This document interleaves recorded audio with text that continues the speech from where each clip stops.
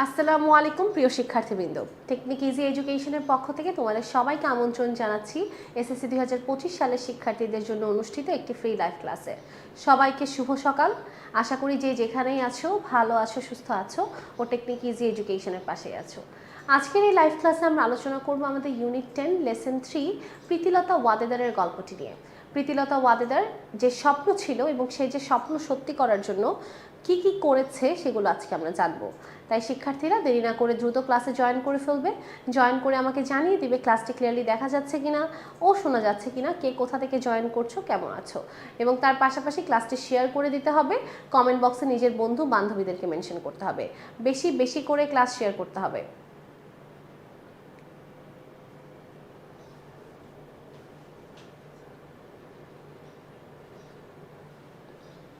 এত টাকা কামান মিয়া আপনি।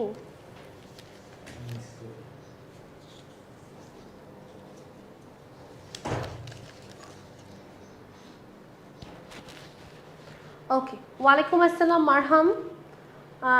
হাসনাইন আছে আমাদের সাথে। ম্যাম আপনি মাঝে মাঝে ক্লাস নেন না কেন? মিরাজুল ইসলাম মিরাজ, আমি মাঝখানে বেশ কিছুদিন একটু অসুস্থ ছিলাম, তারপর ক্লাস নেওয়ার আসলে সময় সুযোগ হয়নি, তাই নেইনি। বাট এই তো আবার এসে পড়েছি তোমাদের মাঝে, ক্লাস নিব, শিখাবো, পড়াবো, লিখাবো। ওকে, আমাদের যারা এসএসসি 2025 সালের শিক্ষার্থীরা আছো, তোমাদের জন্য তোমাদের সবার ভালোবাসার ভরসার প্ল্যাটফর্ম টেকনিক ইজি এডুকেশন নিয়ে এসেছে রোড টু মিশন 100 ফাইনাল প্রস্তুতি কোর্স। আমাদের এই ফাইনাল প্রস্তুতি কোর্সের লক্ষ্য হচ্ছে প্রস্তুতি হোক সবার সেরা। আসলে আমরা এই কথাটির সাথে একেবারেই একমত। সবার সেরা বলতে আমরা সকল শ্রেণীর মানুষকে বুঝিয়েছি। আমাদের কাছে কোনো শ্রেণী ভেদাভেদ নেই। অর্থাৎ যে সকল শিক্ষার্থীরা আর্থিকভাবে দুর্বল তারাও আমাদের এই কোর্সগুলোতে ভর্তি হতে পারবে, কেননা আমাদের কোর্সের মূল্যগুলো একেবারেই হাতের নাগালের মধ্যে রাখা হয়েছে। তাছাড়াও কারো যদি কোনো বিশেষভাবে কোনো প্রবলেম থাকে সেটা যদি আমাদেরকে জানানো হয়, সেটাও কিন্তু আমরা কনসিডার করে থাকি। আচ্ছা, যাই হোক, আমাদের এই কোর্সটি কিন্তু শুরু হবে আর ঠিক 4 দিন পরে, অর্থাৎ 15ই নভেম্বর থেকে শুরু হতে যাচ্ছে। আমাদের ক্লাসগুলো ফেসবুক প্রাইভেট গ্রুপে হবে। আমাদের ক্লাসগুলো দক্ষ শিক্ষক দ্বারা পরিচালনা করা হবে এবং যখন আমাদের গ্রুপে লাইভ ক্লাসগুলো হবে শিক্ষকদের সাথে তোমরা সরাসরি কথা বলে নিজেদের সমস্যাগুলো সমাধান করতে পারবে। আমাদের ক্লাসগুলোতে HW প্রদান করা হবে এবং প্রতিনিয়ত সেগুলো মূল্যায়ন করা হবে। নিজেকে যাচাই করার জন্য মানসম্মত মডেল টেস্ট পরীক্ষার সুযোগ থাকবে। আমাদের ক্লাসগুলো এসএসসি পরীক্ষার আগ পর্যন্ত রেকর্ডেড থাকবে, তাই তুমি যে কোনো সময় যে কোনো পরিস্থিতিতে দেখতে পারবে। এবং প্রতিদিনের ক্লাসের যে লেকচার শিট সেটা PDF আকারে তোমাকে প্রদান করা হবে। এবং সবার বহুল পছন্দের বহুল কাঙ্ক্ষিত রোড টু মিশন 100 সাজেশনটিও দেওয়া হবে। আমাদের এই কোর্সটিতে যে সকল শিক্ষার্থীরা ভর্তি হতে চাও তারা অবশ্যই দ্রুত ভর্তি হয়ে যাবে, কারণ আমাদের কিন্তু ছাড় পরে আর থাকবে না। ওকে, আমাদের কোর্সগুলোর মূল্য সম্পর্কে একটু জেনে নিব। আমাদের ইবিআই কোর্সে এখন পর্যন্ত কিন্তু অনেক শিক্ষার্থীরা ভর্তি হয়ে গিয়েছে। আমাদের কোর্সটির মূল্য হচ্ছে মাত্র 999 টাকা। তারপর আছে গণিতের কোর্স, যেটির মূল্য হচ্ছে 799। সায়েন্সের শিক্ষার্থীদের জন্য কোর্স 990, উচ্চতর গণিত কোর্স 790, কমার্সের শিক্ষার্থীদের জন্য কোর্স 499, আর্টসের শিক্ষার্থীদের জন্য কোর্স 490, কৃষি অথবা গার্হস্থ্য বিজ্ঞান সাথে সাধারণ বিজ্ঞান কোর্সের মূল্য মাত্র 199 এবং ইসলাম শিক্ষা বা হিন্দু ধর্ম শিক্ষা যার যেটা আছে সেই কোর্সের মূল্য মাত্র 99 টাকা। ওকে, এই হচ্ছে আমাদের কোর্স সংক্রান্ত আলোচনা। আসো এখন জেনে নেওয়া যাক কীভাবে ভর্তি হতে হবে। তুমি যেই কোর্সে ভর্তি হতে চাও সেই কোর্সের সমপরিমাণ মূল্য তোমাকে আমাদের বিকাশ অথবা নগদ নাম্বারে পেমেন্ট করতে হবে। পেমেন্ট করার পরে আমাদের টেকনিকের যে পেজ আছে ইউটিউব বা ফেসবুক, দুই জায়গাতেই তুমি প্রত্যেকটা গ্রুপের লিঙ্ক পেয়ে যাবে। সেই লিঙ্কে তোমাকে জয়েন রিকোয়েস্ট পাঠাতে হবে। জয়েন রিকোয়েস্ট পাঠানোর 24 ঘন্টার মধ্যে তোমাকে গ্রুপে প্রবেশ করানো হবে এবং 15 তারিখ থেকে ক্লাস শুরু হয়ে গেলে তুমি ক্লাসগুলো যথারীতি দেখতে পারবে। আচ্ছা, বিস্তারিত জানতে হলে তোমরা কিন্তু আমাদের নিচে যে দেওয়া নাম্বার আছে সেটাতে কল করতে পারো অথবা ভিজিট করতে পারো আমাদের পেজ www.tee.com.bd।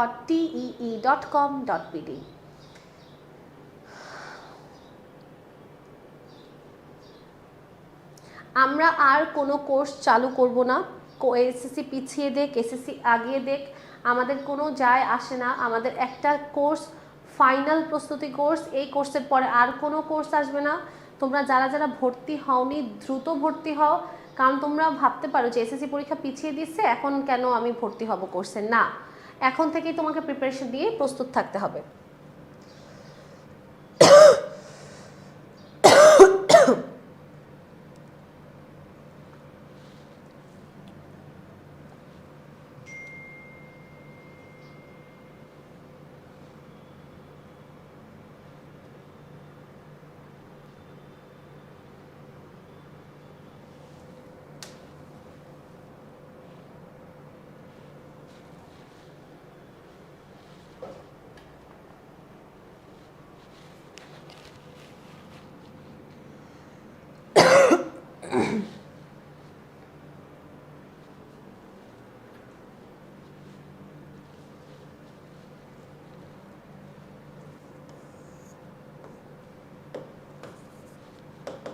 সবাই খাতা কলম বের করে ফেলবো, সাথে সাথে আমি যা লিখছি লিখে ফেলবো। বোর্ডে যা যা দেখতে পাবে সব কিছু লিখে ফেলবে, ঠিক আছে? দ্রুত।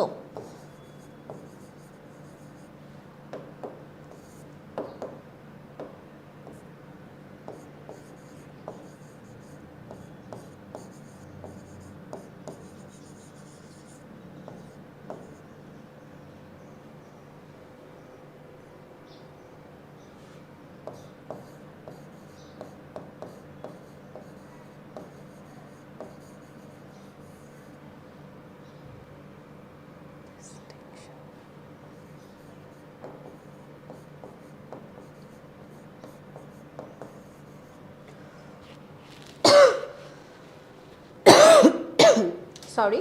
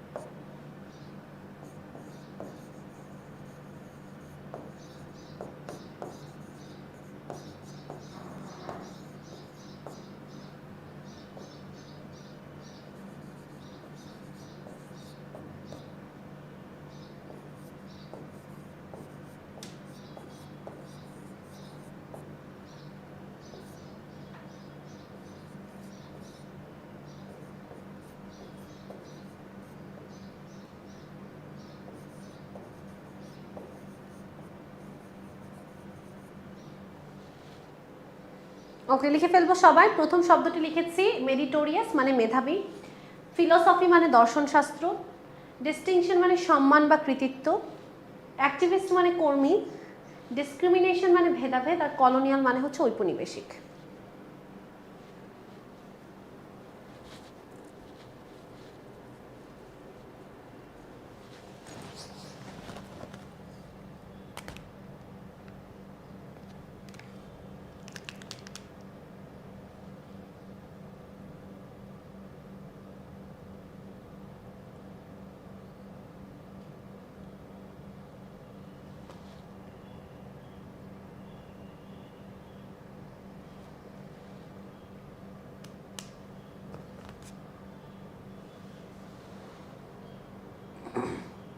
সবার লেখা শেষ হয়ে গেলে একটু কমেন্টে লিখে দাও ডান। ম্যাম কেমন আছেন, রিপ্লাই দেন প্লিজ। আমি ঢাকা থেকে। যারা, আলহামদুলিল্লাহ আমি ভালো আছি। যারা ইউটিউব থেকে কমেন্ট করেছো, থ্যাংক ইউ সো মাচ। যারা, তুমি কেমন আছো? সয়ন্তিকা বলছো অনেকদিন পর আপনার ক্লাস করছি। Thank you so much Sayantika যুক্ত হওয়ার জন্য। ক্লাসের মান কি রকম হবে? আচ্ছা, খালেদ কোয়েশ্চেন করেছে যে আমাদের কোর্সের ক্লাসের মান কীরকম হবে। আমি মনে করি আমাদের টেকনিক ইজি এডুকেশনের ফ্রি লাইভ ক্লাসের যেই মান, সেটা অনেক প্রতিষ্ঠানের কোর্সের ক্লাসের মানের থেকেও অনেক উপরে। অর্থাৎ আমাদের এই ফ্রি লাইভ ক্লাসের মান অনেকের কোর্সের ক্লাসের থেকে বেশি। অনেকের কোর্সের ক্লাসও কি আমাদের এই ফ্রি লাইভ ক্লাসের ধারে কাছে যেতে পারে না। তো এখন তুমি বুঝে নাও, তুমি দেখে নাও তোমার কেমন লাগে, বাকিটা তোমার উপর। ওকে, আসো আমরা আর কথা না বাড়াই, সরাসরি চলে যাই আমাদের পড়ায়। সবার যদি লেখা শেষ হয়ে থাকে।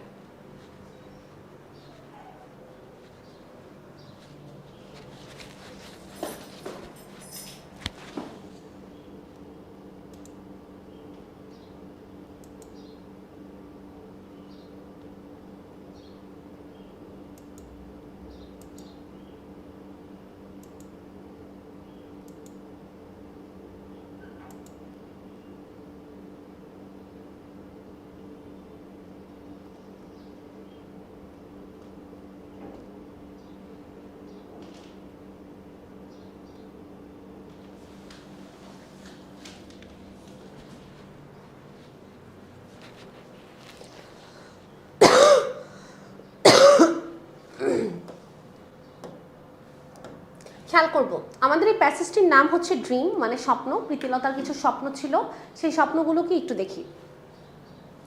Pritilata Waddedar was born in Chittagong on 5 May 1911। 1911 সালের 5ই মে প্রীতিলতা জন্মগ্রহণ করে চট্টগ্রামে। She was a meritorious student at doctor Khastagir government girls school in Chittagong.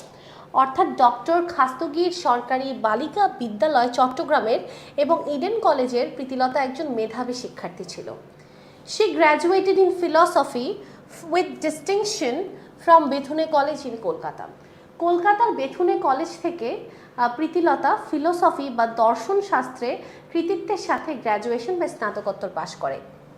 In her college days, তার কলেজের দিনগুলোতে Pritilata was an activist. Pritilata ছিল একজন সক্রিয় কর্মী। কিসের সক্রিয় কর্মী? অ্যান্টি ব্রিটিশ মুভমেন্ট বা ব্রিটিশ বিরোধী আন্দোলনের একজন সক্রিয় কর্মী ছিল। অল থ্রু হার লাইফ, তার সম্পূর্ণ জীবনব্যাপী, she dreamed of two things, সে দুটি জিনিসের স্বপ্ন দেখেছে। কি কি জিনিস?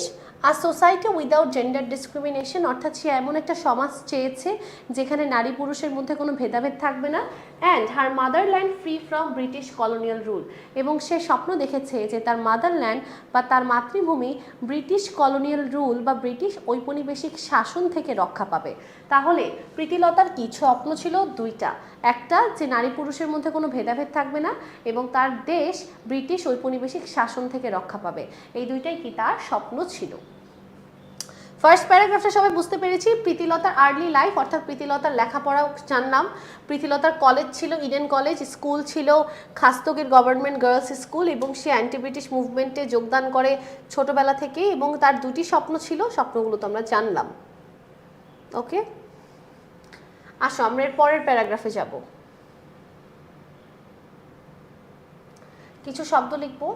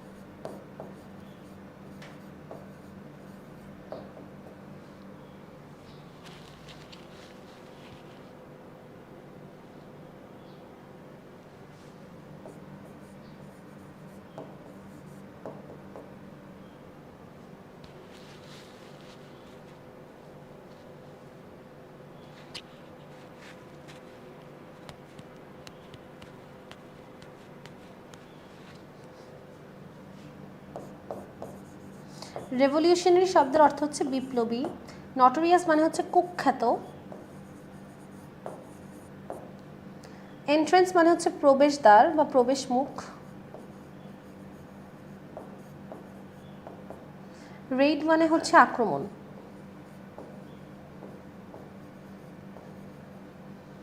দেখো ক্লিয়ার কিনা, লিখে ফেলবো সবাই।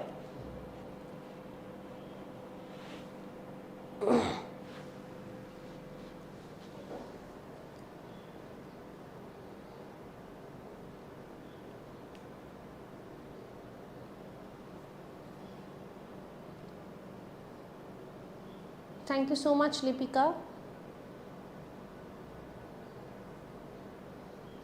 ভালো আছি রাশেদ হাওলাদার, ওয়ালাইকুম আসসালাম।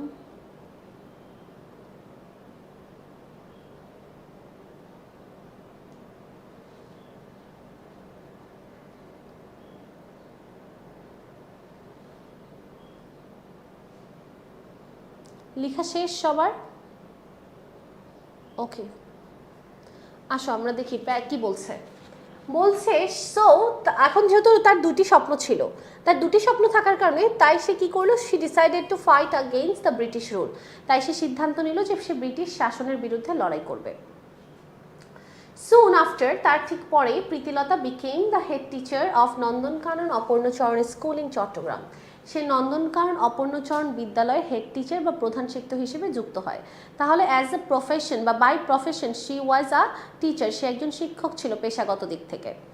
ওকে, গ্র্যাজুয়ালি ক্রমান্বয়ে she involved herself in Surya Sen's armed resistance movement। আচ্ছা, এই শব্দটি একটু লিখো, armed resistance, armed resistance।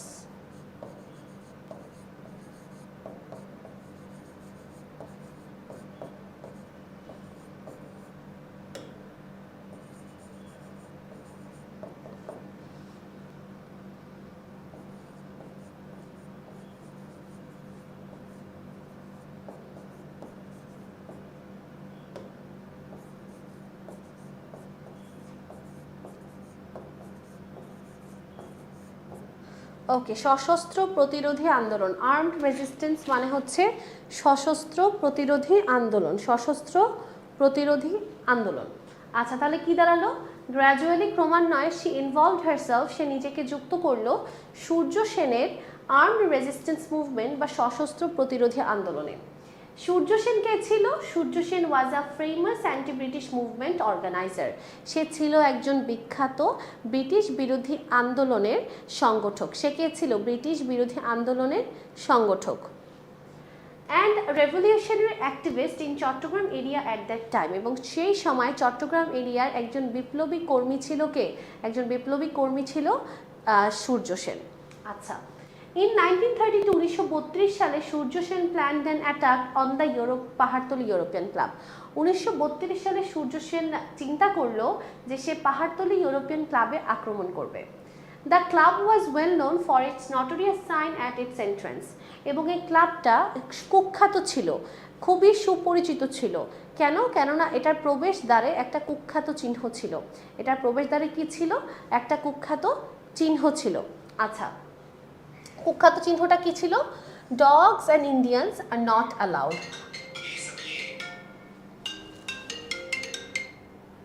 আচ্ছা, কুখ্যাত চিহ্নটা কি ছিল? কুখ্যাত চিহ্নটা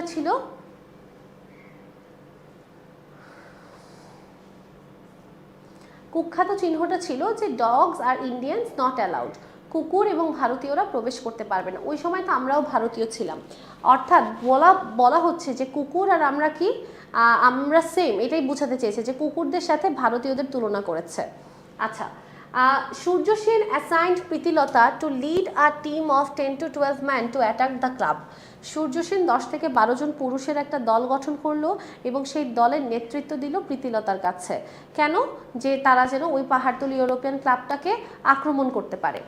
আচ্ছা, দ্য রেইড ওয়াজ সাকসেসফুল, এই আক্রমণটি সফল হয়েছিল।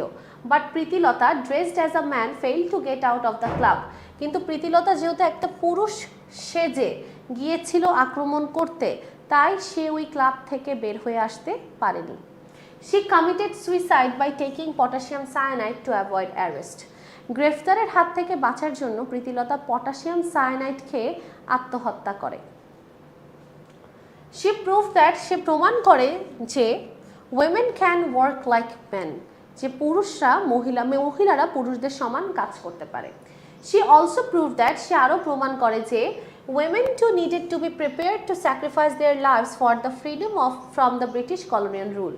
অর্থাৎ সে আরও প্রমাণ করে যে মহিলাদেরকে প্রস্তুত থাকতে হবে নিজের জীবন উৎসর্গ করতে, নিজের দেশকে ব্রিটিশ ঔপনিবেশিক শাসনের হাত থেকে বাঁচাতে চাইলে। লিড মানে এগিয়ে নেওয়া বা অগ্রসর করানো, অর্থাৎ সে একটা দলের লিডার ছিল, এটাই। ওকে, হ্যাঁ, তোমার কথা মনে আছে Rashed Howlader. Okay, her dream finally came true, তার স্বপ্ন অবশেষে সত্যি হয়েছে, ব্রিটিশ শাসনের অবসান ঘটেছে। The British rule came to an end in 1947, 1947 সালে ব্রিটিশ শাসনের অবসান ঘটে। যদিও she couldn't see it during her life time, যদিও সে তার জীবন দশায় এই স্বপ্নটি সত্যি হতে দেখতে পারেনি, অর্থাৎ সে বেঁচে ছিল না তার স্বপ্নটি সত্যি হতে দেখার জন্য। তাহলে প্রীতিলতা স্বপ্নটি সত্যি করার জন্য অনেক চেষ্টা করেছে, কিন্তু বেচারি এতই দুর্ভাগা যে স্বপ্নটি সত্যি হতে দেখে যেতে পারেনি, কারণ সে মারা গিয়েছে 1932 সালে এবং স্বপ্ন সত্যি হয়েছে 1900 কত সালে? 1947 সালে। ওকে, এই হচ্ছে আমার প্যাসেজটা, একবার একটু পড়ো সবাই একবার একটু দেখে ফেলো কারো কোনো সমস্যা আছে কিনা প্যাসেজটিতে, কারো কোনো সমস্যা আছে কিনা এই প্যাসেজটিতে।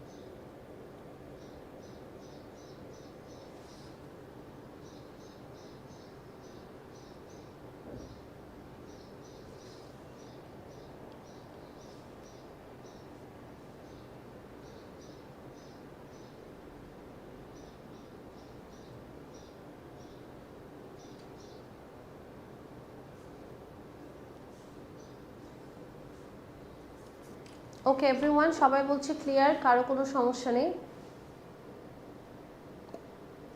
অ্যাসাইন মানে নিযুক্ত করা, অ্যাসাইন মানে নিযুক্ত করা। ওকে সবাই ক্লিয়ার, আসো আমরা সামনে যাই।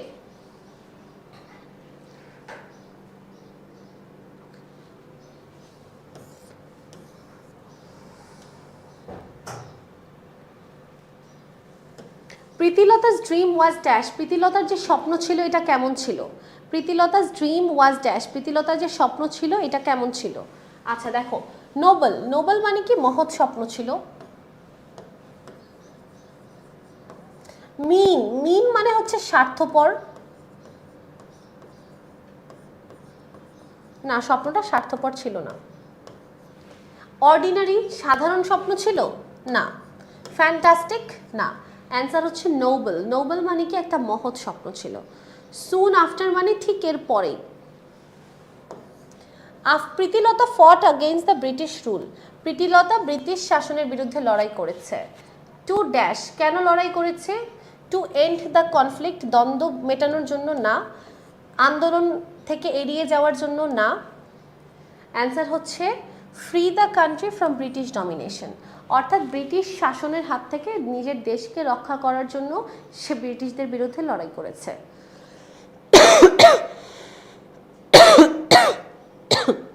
ওকে sorry, number 3, she committed suicide, সে কেন সুইসাইড করেছে? কারণ সে গ্রেফতার থেকে বাঁচতে চেয়েছিল, সে চায়নি যে তাকে গ্রেফতার করা হোক, অর্থাৎ গ্রেফতার থেকে বাঁচার জন্য সে কি করলো? সুইসাইড করলো। তাহলে টু এসকেপ অ্যারেস্ট, এসকেপ মানে বেঁচে যাওয়া, তাহলে টু এসকেপ অ্যারেস্ট। আচ্ছা, the word assign means, assign মানে হচ্ছে কাউকে কোনো দায়িত্ব দেওয়া বা কাউকে কোনো কিছু নিযুক্ত করা, কাউকে কোনো দায়িত্ব দেওয়া। অঙ্কিতা রয় উত্তর ঠিক আছে, জান্নাত শেখদার উত্তর ঠিক আছে, থ্যাংক ইউ। লাবণ্য উত্তর ঠিক আছে। ওকে, তাহলে কেন কেন অ্যাসাইন মানে কি? অ্যাসাইন মানে হচ্ছে দায়িত্ব দেওয়া, অর্থাৎ গিভ রেসপন্সিবিলিটিস, দায়িত্ব দেয়া। Number 5, which of the following best describes Pritilata, নিচের কোন শব্দটা প্রীতিলতাকে সবচেয়ে ভালোভাবে ব্যাখ্যা করে? কারেজিয়াস, সাহসী, প্যাট্রিয়টিক, দেশপ্রেমিক, ইন্ডাস্ট্রিয়াস, পরিশ্রমী, হোমসিক, ঘর কাতরে।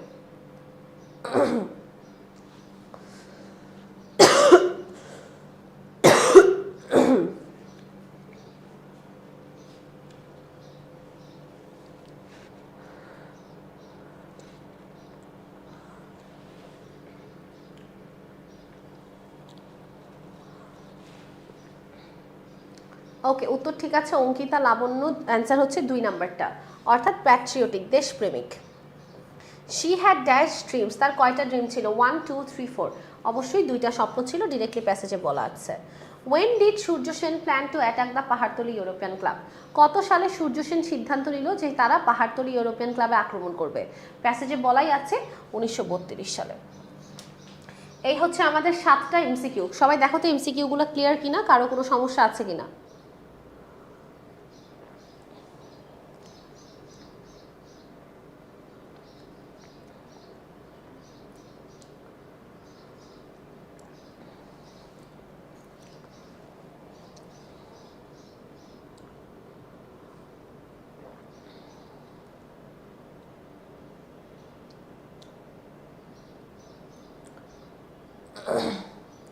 না আমি চা খাচ্ছি নাইম, চা, আমার কফি অত বেশি পছন্দ না, চাই বেশি ভালো লাগে।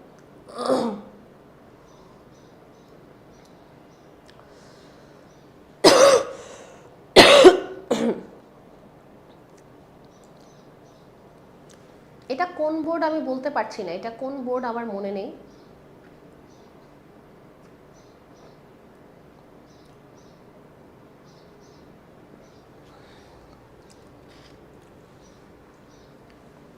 ওকে আসো আমরা কোয়েশ্চেন অ্যান্সারে যাই।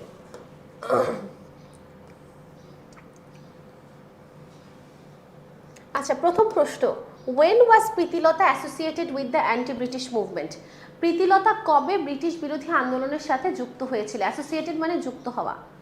আমার নাম আফরিন ম্যাম, এসএসসি 25-এ বাংলা ক্লাস কখন হবে? আমাদের ফেসবুক পেজে রুটিন দেওয়া আছে, একটু চেক করো বাংলা ক্লাসটা কখন হবে। আচ্ছা খেয়াল করো, প্রথম প্রশ্ন, প্রীতিলতা কোন সময় বা কখন ব্রিটিশ বিরোধী আন্দোলনের সাথে যুক্ত হয়েছিল? প্রীতিলতা কখন ব্রিটিশ বিরোধী আন্দোলনের সাথে সংযুক্ত হয়েছিল? আমরা জানি প্রীতিলতা কলেজের দিনগুলো থেকেই ব্রিটিশ বিরোধী আন্দোলনের সাথে যুক্ত ছিল। তাহলে অ্যান্সারটা কী রকম হবে? Pritilata was associated with the anti British movement during her college days. আসো লিখে ফেলি, সবাই খাতায় লিখবো আমার সাথে সাথে।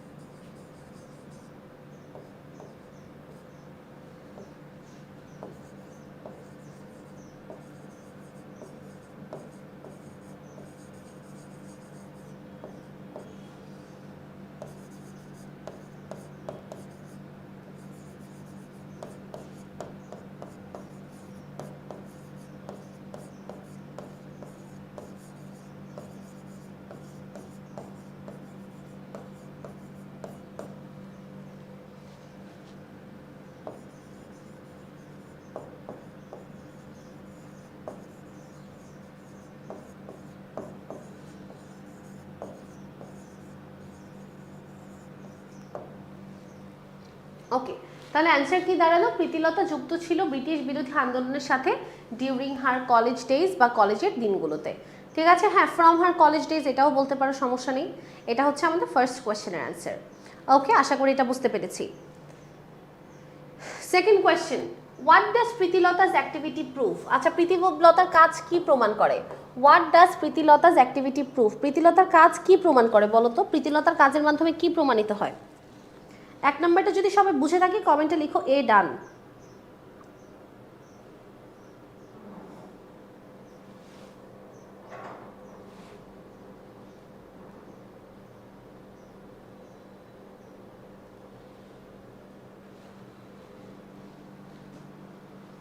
ওকে, তাহলে প্রীতিলতার কাজ কি প্রমাণ করেছে? প্রীতিলতার কাজ প্রমাণ করেছে যে মহিলারা পুরুষের মতো কাজ করতে পারে এবং মহিলাদেরকে প্রস্তুত থাকতে হবে নিজের দেশের জন্য জীবন দিতে। হ্যাঁ, অঙ্কিতার উত্তরটি একেবারেই ঠিক আছে। আসো লিখি, আসো উত্তরটি লিখি। তাহলে প্রীতিলতাস অ্যাক্টিভিটি প্রুভস দ্যাট, এখানে প্রুভস হবে কারণ এখানে ডাজ আছে, ডাজ থাকার কারণে প্রুভের সাথে এস বা ইএস আসবে। তাহলে প্রীতিলতাস অ্যাক্টিভিটি প্রুভস দ্যাট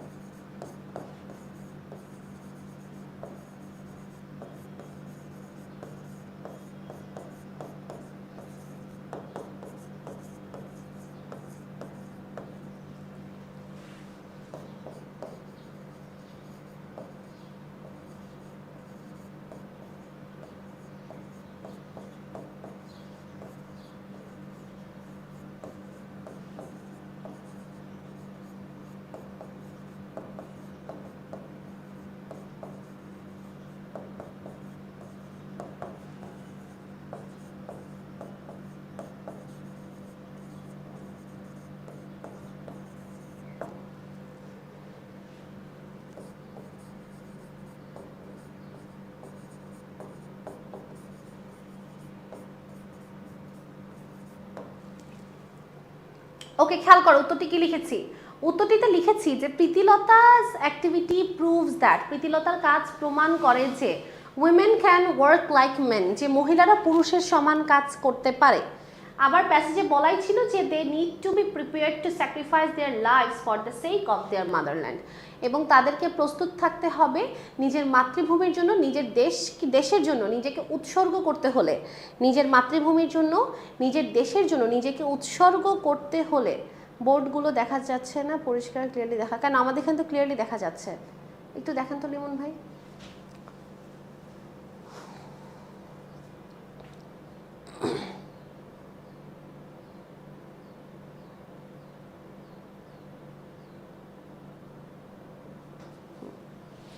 ওকে, নিজের দেশের জন্য, নিজের মাতৃভূমির জন্য নিজেকে উৎসর্গ করতে জানতে হবে, নিজের দেশের জন্য নিজেকে স্যাক্রিফাইস করতে হবে। এই জিনিসটাই আমরা প্রীতিলতার থেকে বা প্রীতিলতার কার্যক্রমের মাধ্যমে শিখেছি।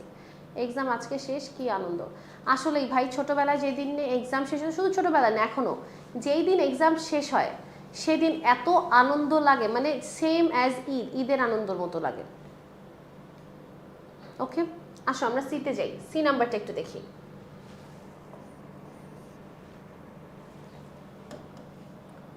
Why did she take armed training? Pritilata কেন সশস্ত্র প্রশিক্ষণ নিয়েছিল?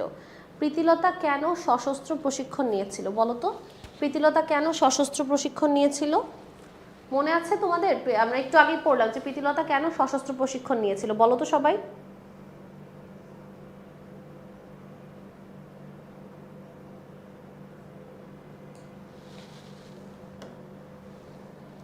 আচ্ছা, তাহলে অ্যান্সার আসবে কি শি টেক হবে নাকি টুক হবে? ডিড আছে, তাই টেক কি হয়ে যাবে? তাই টেক টুক হয়ে যাবে। তাহলে প্রীতিলতা টুক বা শি টুক।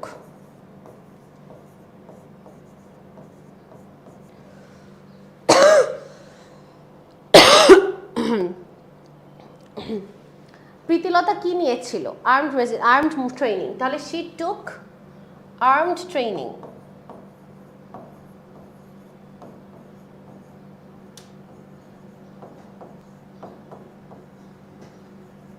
আচ্ছা, শি টুক আর্মড ট্রেনিং কেন?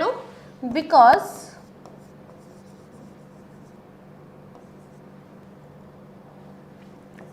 she wanted to fight against British rule. কেননা সে ব্রিটিশ শাসনের বিরুদ্ধে লড়াই করতে চেয়েছিল, এই জন্য সে কি করেছিল? সে প্রশিক্ষণ নিয়েছিল। এখন এটাকে তোমরা আরেকটু বৃদ্ধি করে লিখতে পারো, সেটা কি করতে পারো? সেখানে তুমি বলতে পারো যে প্রীতিলতা কি করেছিল? প্রীতিলতা হচ্ছে পাহাড়তলি ইউরোপিয়ান ক্লাবে আক্রমণ করেছিল তার এই ট্রেনিংয়ের মাধ্যমে। তাহলে অ্যান্সারটা এরকমও আসতে পারে যে she attacked Pahartali European club in 1932।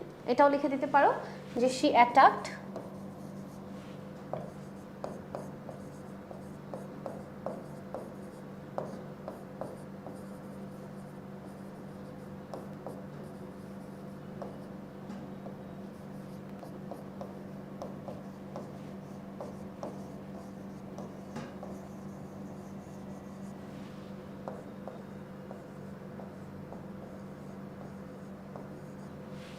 ওকে, এটাই হচ্ছে অ্যান্সার। তাহলে she took arm training because she wanted to fight against British rule. She attacked Pahartali European club in 1932। ঠিক আছে, তাহলে আমরা একটা সেন্টেন্স লিখলাম, তারপর যদি আমাদের মনে হয় যে না একটা সেন্টেন্সে অ্যান্সার ছোট হয়ে যাচ্ছে, সেটার সাথে মিল রেখে আমরা আরেকটা সেন্টেন্স লিখতে পারবো। ঠিক আছে, সেটার সাথে মিল রেখে আমরা আরেকটা সেন্টেন্স লিখতে পারবো।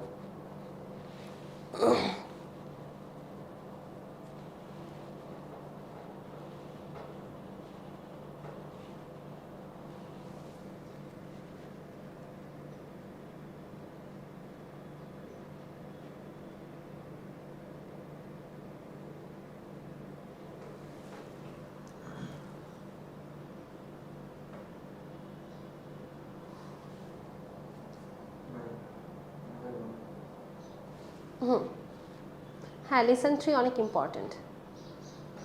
ওকে, এই পর্যন্ত ক্লিয়ার সবাই? আসো পরেরটাতে যাই, পরের প্রশ্ন। What was Pritilata's profession? আচ্ছা, এই উত্তরটা দাও তো সবাই। প্রীতিলতার প্রফেশন কি ছিল? আমি একটু আগে বলেছি। প্রীতিলতার প্রফেশন কি ছিল?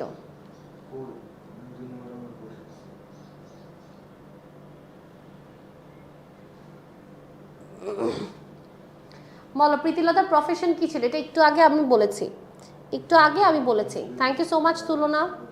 একটু আগে লিখে ফেলেছে প্রীতিলতার প্রফেশন কি ছিল, বলেছি মুখে। বলো, প্রীতিলতাস প্রফেশন ওয়াজ টিচার।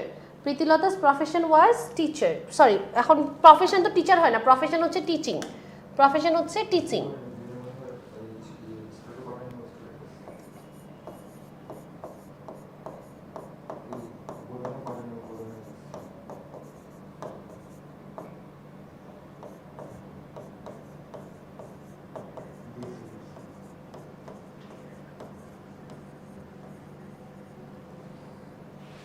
প্রীতিলতার প্রফেশনটা কি ছিল? Pritilata's profession was teaching.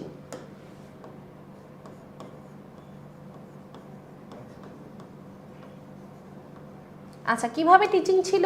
কারণ সে নন্দনকানন অপর্ণচরণ হাই স্কুলের কি ছিল, একজন শিক্ষিকা ছিল, তাই না? তাহলে লিখে ফেলি, she was the head teacher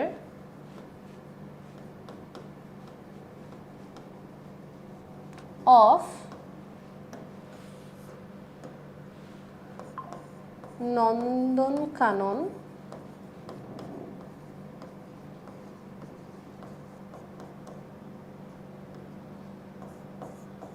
অপর্ণচরণ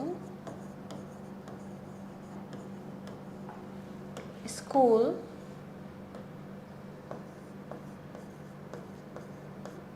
in Chittagong.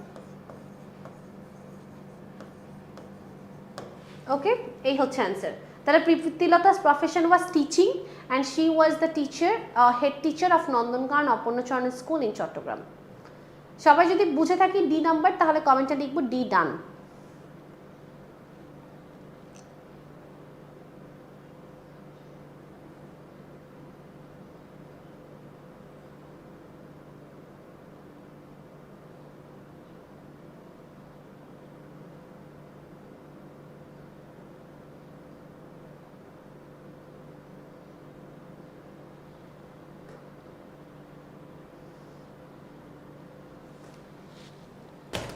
D number done সবার? ওকে, আসো আমরা এখন পরের যাই।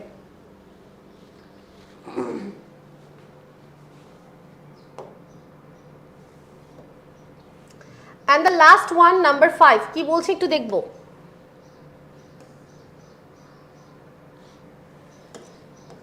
The club was well known for its notorious sign, dogs and Indians not allowed. Explain in 2-3 sentences. আচ্ছা এখানে যে একটা সেন্টেন্স আছে, dogs and Indians not allowed, এটাকে ব্যাখ্যা করতে বলছে। আচ্ছা dogs and Indians not allowed এটা কি? dogs and Indians not allowed এটা হচ্ছে একটা সাইন ছিল। এই সাইনটার মাধ্যমে প্রকাশ পেয়েছে যে যারা ইউরোপিয়ান বা যারা ব্রিটিশ আছে তারা কি পরিমাণ, যে যারা ইন্ডিয়ান ভারতীয় আছে তাদেরকে এড়িয়ে চলে বা তাদেরকে একটা নিচু প্রজাতির প্রাণীর সাথে তুলনা করেছে, কেন? তাদেরকে অপমান করার জন্য। তাহলে আমার এখানে অ্যান্সারটা কি আসবে? প্রথমে আমরা বলবো dogs and Indians not allowed, এটা আগে লিখে নিই।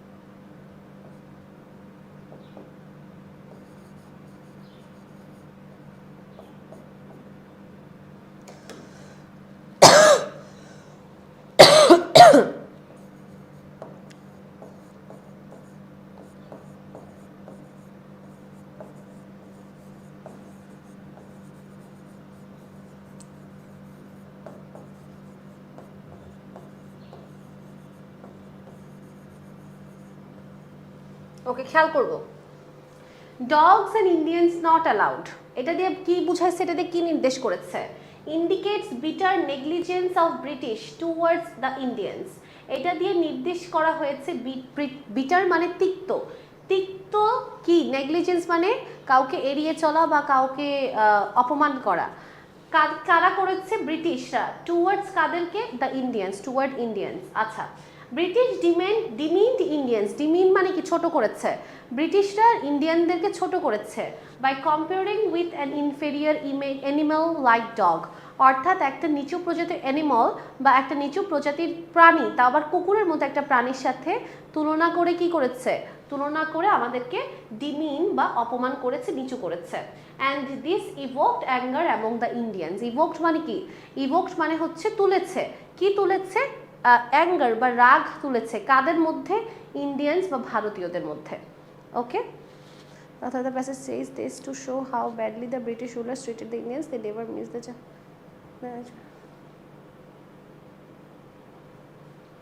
হ্যাঁ অঙ্কিতা রয়, উত্তরটি ঠিক আছে, সুন্দর হয়েছে উত্তরটি। বাট আমাদের এখানে এই সেন্টেন্সটাকে ব্যাখ্যা করতে হবে লেখকের দৃষ্টিভঙ্গিতে না, তোমার দৃষ্টিভঙ্গিতে।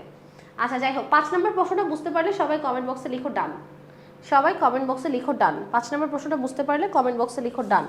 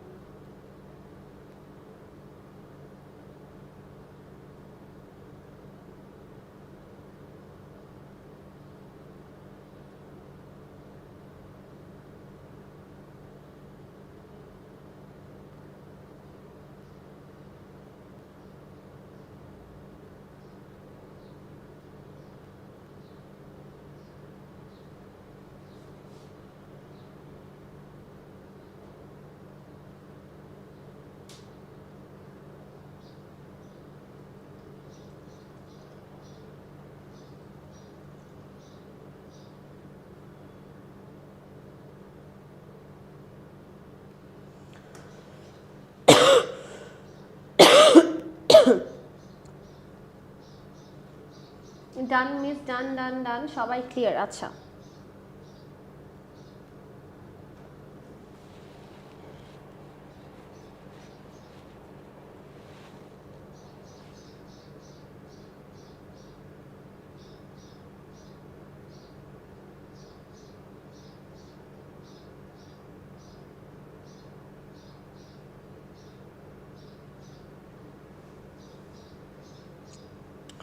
আচ্ছা, আসো আমরা তাহলে সামনে আগাই।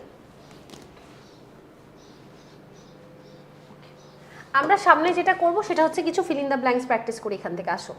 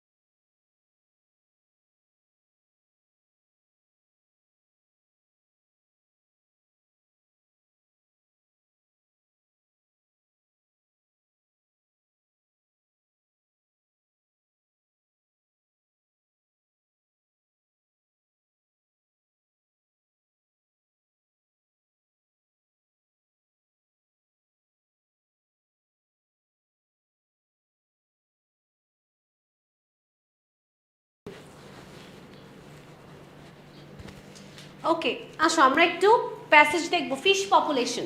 ফিশ পপুলেশন প্যাসেজটা একটু দেখে আসো। বলছে fish population is in serious danger from global warming.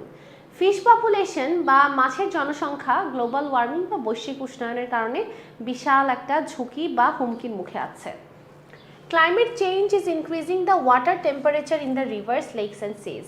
Climate change বা জলবায়ু পরিবর্তন নদী, নালা, খাল, বিল, সাগর, হ্রদ সব জায়গায় কী করতেছে? পানির তাপমাত্রা বাড়াচ্ছে। দিস মিনস, এটি দিয়ে বোঝায় there is less food and oxygen available for fish. এটার মানে হচ্ছে যে মাছগুলো সঠিকভাবে বড় হয়ে উঠতে পারবে না, কেননা সেখানে অক্সিজেন আর খাবারের অভাব দিবে। It also means the fish may not grow fully, অর্থাৎ মাছগুলো সঠিকভাবে বড় হবে না, and may have fewer fish ফ্রাইজ, এবং মাছের যে বাচ্চা কাচ্চা, মাছের পোনা বা মাছের যে উৎপাদন ক্ষমতা সেটাও কমে যাবে। Fishes will become extinct if temperature rise even by 1 or 2 degree Celsius. কিছু কিছু মাছ একদিন বিলুপ্তও হয়ে যাবে যদি তাপমাত্রা আর 1 থেকে 2 ডিগ্রি সেলসিয়াসও বেশি বেড়ে যায়। Climate change increases the pressure on fish population. মৎস্যকুলের উপর জলবায়ু পরিবর্তন একটা বিশাল বড় চাপ দেয়। Fishes are one of the world's most valuable biological assets. মাছ হচ্ছে পৃথিবীর অন্যতম মূল্যবান জৈবিক সম্পদ। 40% of the people in the world eat fish as their main source of protein. অর্থাৎ পৃথিবীর প্রায় 40% মানুষ তাদের প্রোটিনের প্রধান, আমিষের প্রধান চাহিদার উৎস হিসেবে মাছ খেয়ে থাকে।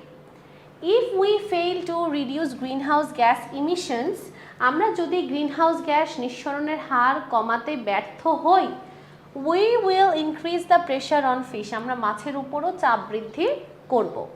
As a result, এর ফলে people who depend on fish, যে সকল মানুষরা মাছের উপর নির্ভরশীল, will suffer from hunger and poverty, তারা কি হাঙ্গার আর পভার্টি অর্থাৎ দারিদ্রতা এবং ক্ষুধা এই দুইটি সমস্যায় জর্জরিত হবে বা ভুগবে। তাহলে এক মাছের উপর চাপ বৃদ্ধি করে আমরা কত ধরনের সমস্যা সৃষ্টি করছি সেটা বুঝলাম। আসো এখান থেকে কিছু ফিল ইন দ্য ব্ল্যাঙ্ক সমাধান করা যাক, যেটা প্রতি বছর কি আমাদের পরীক্ষায় আসে। ফিশ পপুলেশন থেকে অনেক বেশি ফিল ইন দ্য ব্ল্যাঙ্কস আসে। দেখো, it is dash from the passage that global warming is dash great threat for fish. আচ্ছা, ইট হচ্ছে আমার সাবজেক্ট, ইজ হচ্ছে আমার অক্সিলিয়ারি ভার্ব। এখানে কি নাই রে বাপ? এখানে নাই হচ্ছে মেইন ভার্ব।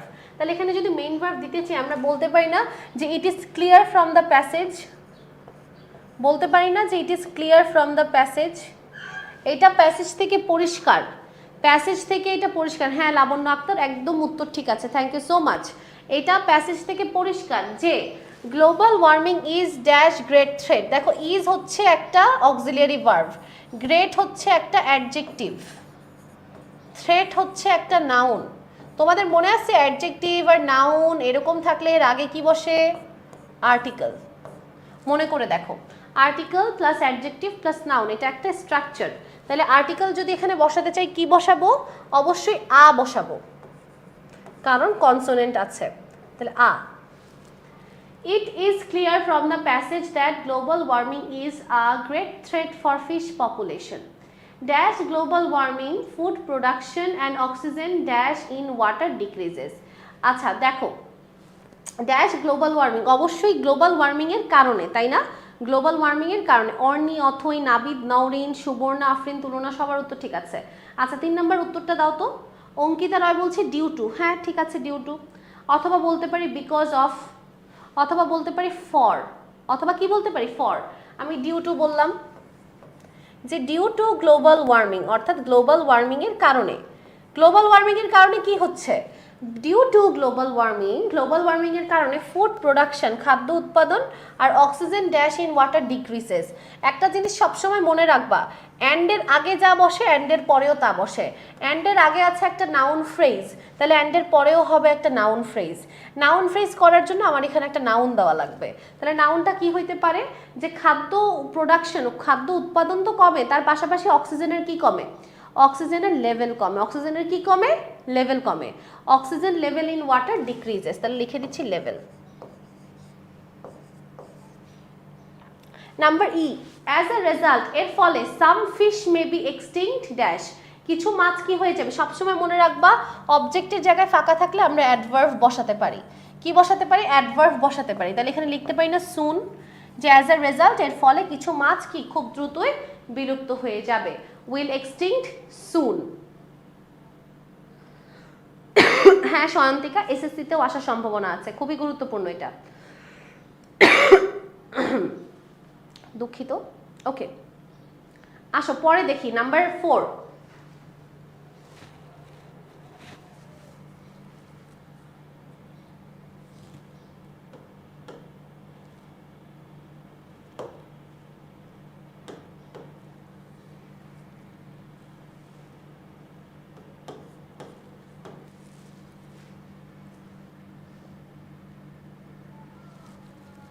Okay, number 4.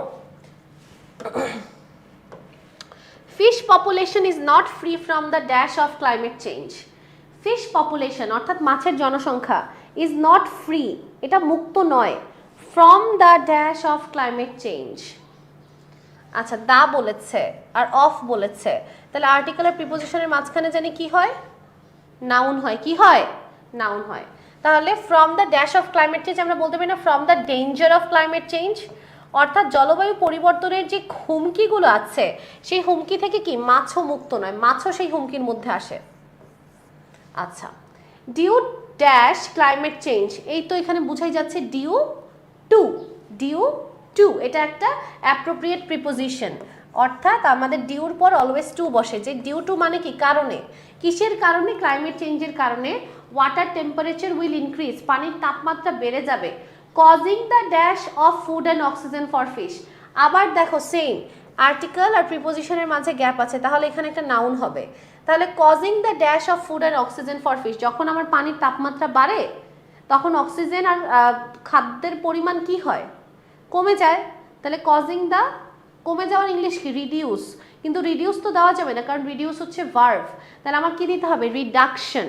কি দিতে হবে, reduction, causing the reduction of food. আচ্ছা, অনেকে বলতেছে স্কারসিটি, হ্যাঁ অবশ্যই স্কারসিটি হবে। অনেকে বলতেছে ল্যাক, অবশ্যই ল্যাক হবে। Causing the lack of food and oxygen অথবা causing the reduction of food and oxygen for fish. Okay, আসো এরপরটা দেখি। অ্যাজ আ রেজাল্ট এর ফলে fishes will lose their dash capacity. আচ্ছা, দেয়ার, দেয়ার হচ্ছে একটা পজিটিভ প্রোনাউন, দেয়ার হচ্ছে একটা পজিটিভ প্রোনাউন, পজিটিভ প্রোনাউনের পরে নাউন বসে, পজিটিভ প্রোনাউনের পরে নাউন বসে।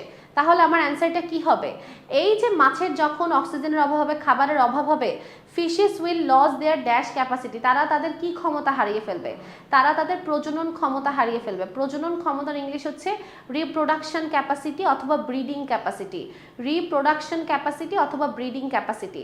রাইট, লাবণ্যর উত্তর ঠিক আছে, হয় তুমি রিপ্রোডাকশন লিখো না হয় তুমি ব্রিডিং লিখো, আমি লিখলাম রিপ্রোডাকশন।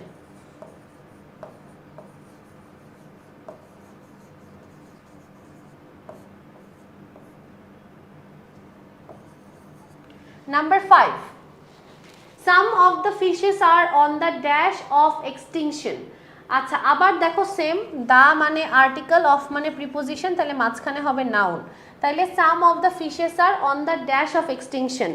আচ্ছা, কিছু কিছু মাছ বিলুপ্ত হওয়ার কি পথে আছে, তাহলে কোথায় আছে, পথে, পথের ইংলিশ কি, ওয়ে, তাহলে on the way of this extinction. ঠিক আছে, অর্থাৎ কিছু কিছু মাছ কি প্রায় বিলুপ্ত হয়ে যাবে যাবে এমন অবস্থা, কিছু মাছ কি প্রায় বিলুপ্ত হয়ে যাবে এমন অবস্থা। তাহলে অ্যান্সার হচ্ছে কি ওয়ে, তাহলে some of the fishes are on the way of extinction.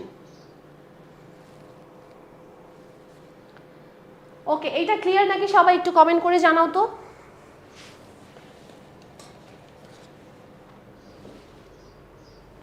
আজকে একটু দেরি হয়ে গেল, একটু না অনেক দেরি হয়ে গিয়েছে।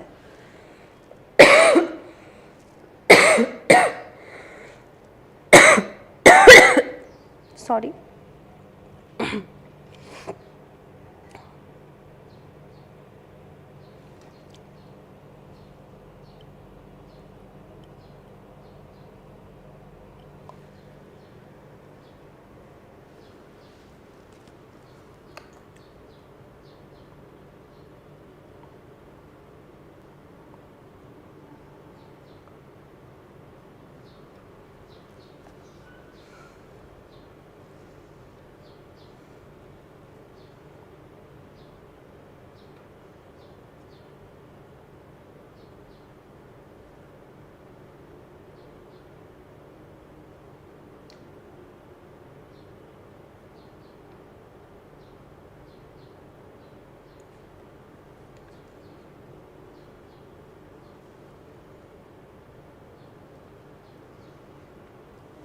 এটা কিসের কোনো বোর্ডের না, এটা বোর্ডের কিনা আমার মনে নেই, হয়তো বা বোর্ডের, বাট আমার খেয়াল নেই, অনেক আগের পিডিএফ করিয়েছিলাম তো, কোনো না কোনো বোর্ডে অবশ্যই পাবে কারণ এটা বারবার বোর্ডে এসেছে। ওকে আসো লাস্ট ওয়ান, আজকের দিনের শেষ ফিল ইন দ্য গ্যাপ। দেখো কি বলছে, fish population is not free from the dash of climate change. আচ্ছা এটা সেম সেম আগের মতোই, আগেরটার মতোই নাকি? হ্যাঁ হ্যাঁ এটা সেম সেম মনে হচ্ছে, না একটু মনে হয় ডিফারেন্স আছে, একটু ডিফারেন্স আছে বাট কাছাকাছি বোঝাই যাচ্ছে। Is not free from the same, আগেরটার মতো অ্যান্সার হবে যে এটা কি হবে, danger. Is not free from the danger of climate change, same আগেরটার মতোই একটু এটা। দেখো তারপর বি নাম্বারটা বলছে ড্যাশ টু ক্লাইমেট চেঞ্জ, এখানে ছিল ডিউ ড্যাশ, এখানে ছিল ড্যাশ টু, তাহলে এটা বুঝতেই পারছি ডিউ টু, তাহলে ডিউ হবে। নাম্বার সি বলছে ড্যাশ স্কারসিটি অফ ফুড। ওকে তাহলে the water temperature will increase the scarcity of food, তাহলে এখানে আসবে হচ্ছে কি দা, সেম সেম আগেরটার কাছাকাছি, একেবারে আগেরটার মতোই, বাস একটু গ্যাপটা আলাদা। As a result of this, এর ফলে fishes will lose dash breeding capacity, fishes will lose their breeding capacity, এই যেখানে দেয়ার ছিল না, এই যেখানে দেয়ার আসবে এখন, দেয়ার breeding capacity. And number 5, some of the fishes are on the dash of extinction, এই যে সেম আগের মতো on the way of extinction, এটা তো একদম সোজা, সবাই পারবে এটা, এটা সবাই পারবে। হ্যাঁ নাবিদ, অথই, তুলনা অনেক সুন্দর উত্তর দিয়েছে।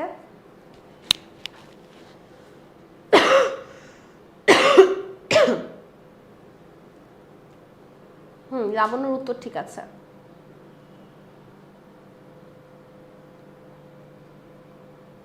On the road of extinction হয় না, অন দ্য ওয়ে হয় আপু, রোড না, রাস্তা না।